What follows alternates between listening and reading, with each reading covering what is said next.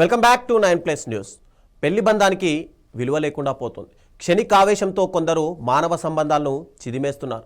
Social మీడియాతో పరిచయాలు పెంచుకొని వివాహేతర సంబంధాల మోజులో పడుతున్నారు. అడ్డుగా ఉన్నారని కట్టుకున్న వాళ్ళనే చంపేస్తున్నారు. సరిగ్గా అలాంటి ఘటనే కాకినాడ జిల్లాలో ఆలస్యంగా బయటకు వచ్చింది. భర్త గుండెపోతుతో చనిపోయాడని అందరినీ నమ్మించిన ఒక ఇల్లాలు 3 నెలల పాటు ఏమీ ఎరగనట్టు నటించింది. కానీ ఆమె ప్రియుడే ఆమె నేరాన్ని బయటపెట్టాడు. ఖర్జూర పళ్ళ రసంలో నిద్రమాత్రలు కలిపి దిండుతో ఊపిరాడకుండా వేసి భర్తను అత్యంత పాశవికంగా హతమార్చిన ఈ ఉదంతం ఇప్పుడు సంచలనం సృష్టిస్తోంది.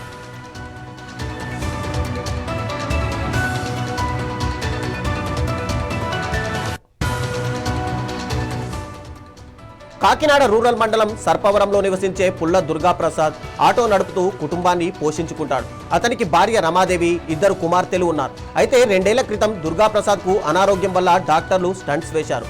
అప్పటి నుంచి ఇంట్లో రెస్ట్ తీసుకుంటున్నాడు. ఇదే టైంలో భార్య రమాదేవికి బాపట్లకు చెందిన ప్రసాదం గోపిసాయితో ఇన్స్టాగ్రామ్లో పరిచయం ఏర్పడింది. ఆ పరిచయం వివాహేతర సంబంధంగా మారిపోయింది.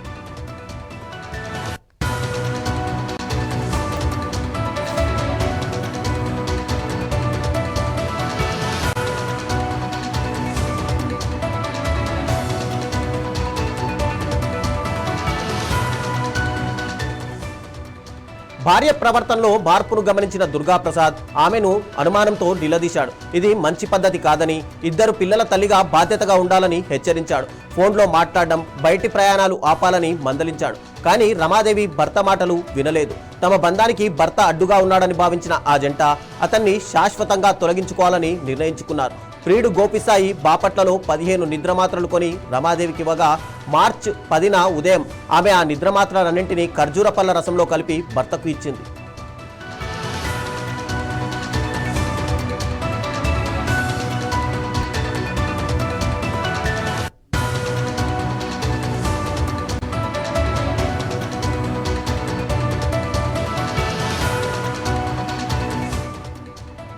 ఆ పల్లరసం తాగిన కొద్దిసేపటికే దుర్గాప్రసాద్ అపస్మారక స్థితిలోకి జారుకున్నాడు. ఆ తర్వాత రమాదేవి దిండును అతని ముఖంపై అదిమిపెట్టి ఊపిరాడకుండా చేసి చంపేసింది. తర్వాత తన భర్తకు గుండెపోటు వచ్చిందని కేకలు వేస్తూ బంధువులను, ఇరుగు పొరుగు వారిని నమ్మించింది.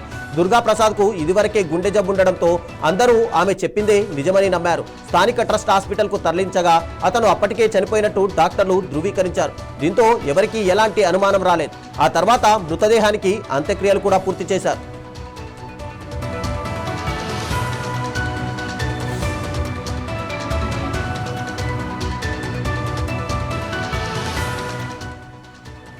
ఈ హత్య జరిగిన 3 నెలల తర్వాత కథ పూర్తిగా అడ్డం తిరిగింది. ఈ నెల 9న రమాదేవి ప్రియుడు గోపిసాయి ఆమె పెద్ద కుమార్తె ఫోన్కు ఒక మెసేజ్ పంపాడు. మీ అమ్మ జ్యూస్లో నిద్రమాత్రలు కలిపి ఇచ్చి ఊపిరాడకుండా చేసి మీ నాన్నను చంపేసిందని అందులో ఉంది. ఆ మెసేజ్ చూసిన కుటుంబ సభ్యులు వెంటనే సర్పవరం పోలీసులకు ఫిర్యాదు చేశారు. పోలీసులు రమాదేవిని అదుపులోకి తీసుకొని విచారించగా అసలు నిజం బయటపడింది. హత్య తర్వాత రమాదేవి తనతో మాట్లాడడం మానేసిందని, తనకు దూరం అవుతుండటంతో గోపిసాయి ఈ మెసేజ్ పంపినట్టు పోలీసుల విచారణలో తేలింది.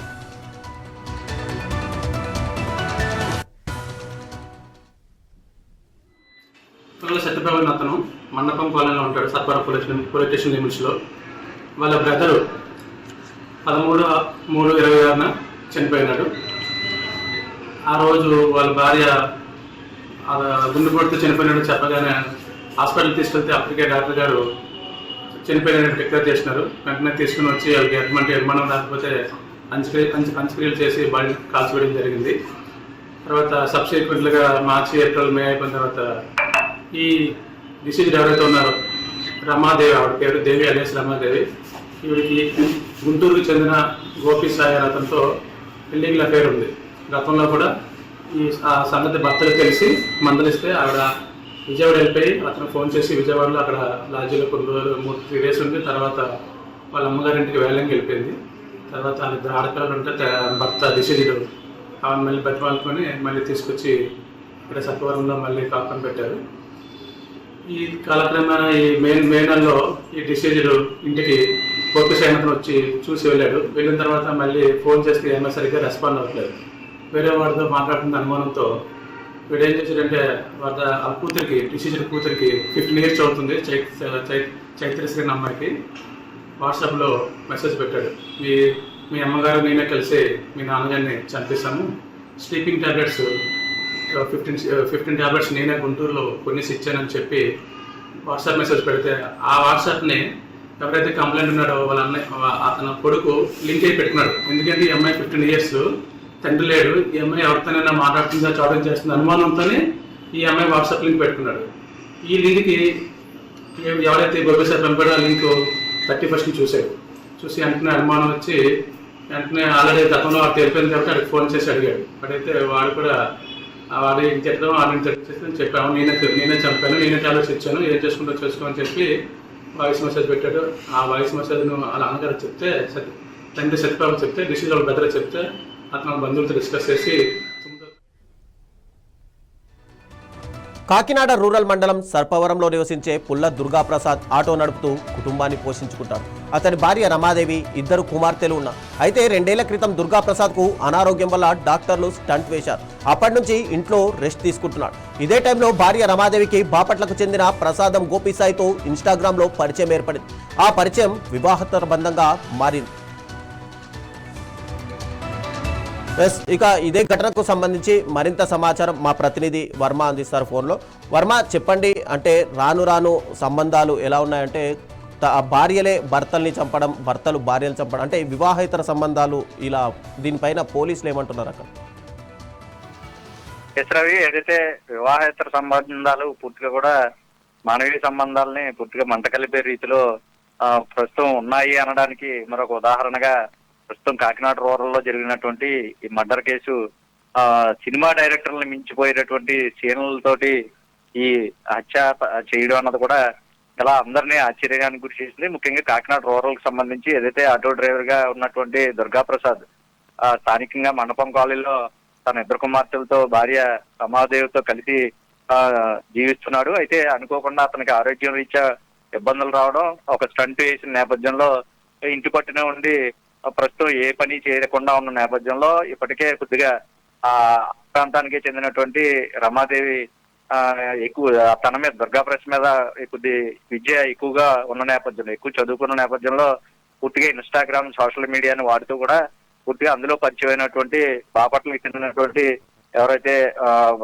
గోపిసాయి, ప్రసాదం గోపిసాయి అనే అతను బాపట్ల ప్రాంతానికి చెందినవాడు. అతనితో పాటు ఇన్స్టాగ్రామ్ లో పరిచయం పెంచుకోవడం, అతను అక్కడి నుంచి మోటార్ సైకిల్ పై ఈ రామచంద్రపురం సర్పవరం గ్రామానికి రావడం, అది కాస్త పరిచయం కాస్త వివాహేతర సంబంధానికి దారి తీయడం, ఆ తర్వాత వాళ్ళు వెచ్చలవిడిగా తిరుగుతున్న నేపథ్యంలో ఈ విషయం గమనించినటువంటి భర్త పూర్తిగా కూడా దుర్గాప్రసాద్ భార్యని నిలదీయడం, అటు తర్వాత ఈ పద్ధతి మంచిది కాదు, ప్రవర్తన మార్చుకోవాలని మందలించడం కూడా జరిగింది. అయితే నేను ఎంత చెప్పినా సరే అతనితో చాటింగ్ చేయకుండా మానేది కాదు. పూర్తిగా అతని వెంటే షికారులు చేస్తూ కూడా పూర్తిగా విజయవాడ వరకు వెళ్ళి 2 రోజులు 3 రోజుల తర్వాత వస్తూ తన తల్లి ఇంటికి వెళ్తున్నానని చెప్పడం, ఇతనితో పాటు బయటికి వెళ్ళడం, ఈ రకంగా చేస్తుంటే కొంతకాలానికి పూర్తిగా కూడా అతనితో చాటింగ్లు, మొబైల్ వాడకం కూడా నిలిపేసినా కూడా అతనితో పాటు బయటికి వెళ్ళడానికి వెళ్ళి తిరిగి వచ్చే పరిస్థితులు అయితే ఉండేవి. అయితే ఇవన్నీ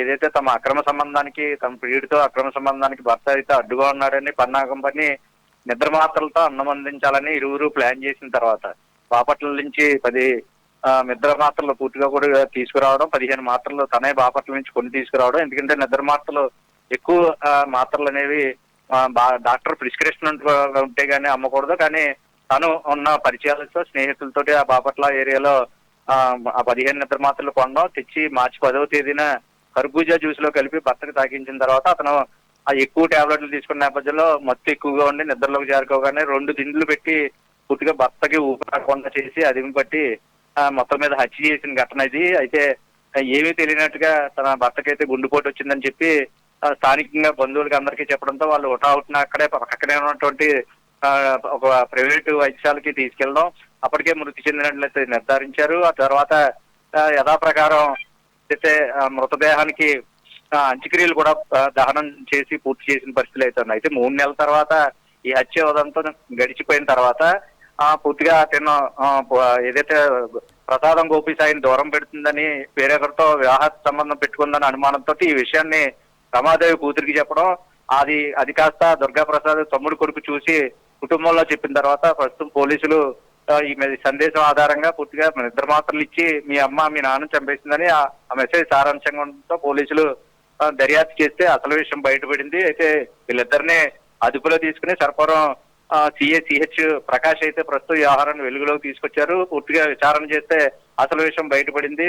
అప్పుడు ప్రస్తుతం వీళ్ళపై కేసు నమోదు చేసి రిమాండ్కి అయితే తరలించడం అయితే జరిగింది. అయితే తనని దూరం చేస్తుంది, తనతో మాట్లాడట్లేదు, తను ఉపయోగించుకున్న తర్వాత పూర్తిగా మాట్లాడటం మానేయడం, వేరొకరితో సంబంధం పెట్టుకుందని మన అనుమానంతో అసలు విషయం చెప్పడంతో ఈ విషయం అంతా బయటకు వచ్చింది. అయితే ఈ ఘటనలో స్వయంగా పాల్గొన్న భార్య రమాదేవి, అలాగే కారకుడు ప్రియుడు ఎవరైతే ఉన్నాడో గోపీసాయి పూర్తిగా ప్రస్తుతం కటకటాలలో ప్రస్తుతం ఓషన్ లెక్కిస్తున్న పరిస్థితి అయితే ఉంది. ఏదైనా వివాహాస్త్ర సంబంధాలు అనేవి కుటుంబాల మధ్య దూరాలను పెంచడంతో పాటు మనుషులను కూడా దూరం చేసే స్థాయికి ప్రస్తుతం ఉన్నాయి. కాబట్టి ఇటువంటి వాటి పట్ల ఎవరో కూడా ప్రత్యేకంగా యువత ముఖ్యంగా ఇటువంటి వాటి జోలికి వెళ్ళకూడదని ఈ విశ్లేషకులు అయితే చెప్తున్న పరిస్థితి ఉంది. ఇటువంటి అక్రమ సంబంధాలు ఎప్పుడు కూడా మనుషుల మధ్య అవరోధాలే అవుతాయి తప్ప ఎప్పుడు తాత్కాలిక సుఖాల కోసం చూసుకుని పూర్తి స్థాయిలో ఎడదారిని ఎవరో వెళ్ళకూడదని కూడా విశ్లేషకులు ఒకవైపు చెప్తున్న పరిస్థితి వస్తుంది. ఎన్నైనా మానవ సంబంధాలు ఇటువంటి వాటితో ముడిపడి ఉండకూడదు. ప్రత్యేకమైన ఏదైతే బంధాలు అనేవి పూర్తిగా కూడా కుటుంబ నేపథ్యంలో ఉమ్మడి కుటుంబాలు ఉండే వ్యవహార శైలిలో ఉండాలి తప్ప ఇటువంటి అక్రమ సంబంధాలు ఎంత మాత్రం ప్రోత్సహించకూడదు. అటువంటి వాటికి ఒకవేళ ప్రోత్సహిస్తే ఎటువంటి పరిణామాలు ఎదుర్కోవాలన్న దానికి కూడా ఇది ఒక ఉదాహరణగా భావించవలసి ఉంటుంది. Ravi, thank you Varma.